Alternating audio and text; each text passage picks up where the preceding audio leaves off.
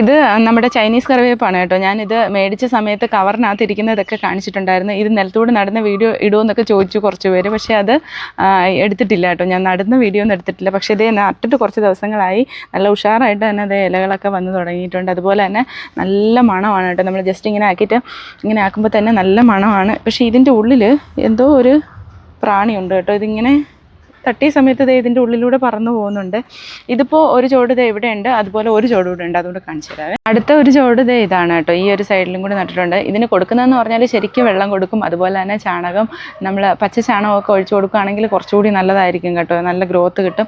അതുപോലെ ഇതിൻ്റെ സ്മെല്ലും ആ ഇലയുടെ ഭംഗിയുമാണ്. ഞാൻ ഇങ്ങനെ വീട്ടിൽ നമ്മുടെ ഫ്രണ്ടിൽ ഗാർഡനിലാണ് വെച്ചിരിക്കുന്നത്. അത്രയും നല്ല ഭംഗിയായിട്ട് പിടിച്ച് നിൽക്കുന്ന കാണാനും നല്ല ഭംഗിയാണ് കേട്ടോ. പ്രത്യേകത എന്ന് പറയുന്നത് നമ്മുടെ നാടൻ കറിവേപ്പിനെ വെച്ച് നോക്കുമ്പോൾ നല്ല മണവും അതുപോലെ തന്നെ കുഞ്ഞൻ ഇലകളുമാണ് കേട്ടോ. പക്ഷേ കുഞ്ഞൻ ഇലകളാണെങ്കിൽ കൂടി നമ്മുടെ നാടൻ കറിവേപ്പിനേക്കാളും മണം ഇതിനുണ്ട് കേട്ടോ. നമുക്ക് ആ കറികളിലൊക്കെ ഇടുമ്പോൾ ആ ടേസ്റ്റും നമുക്ക് പെട്ടെന്ന് അറിയാൻ കഴിയും. നമ്മൾ വളരെ കുറച്ച് മാത്രം ഇട്ടാലും മതി.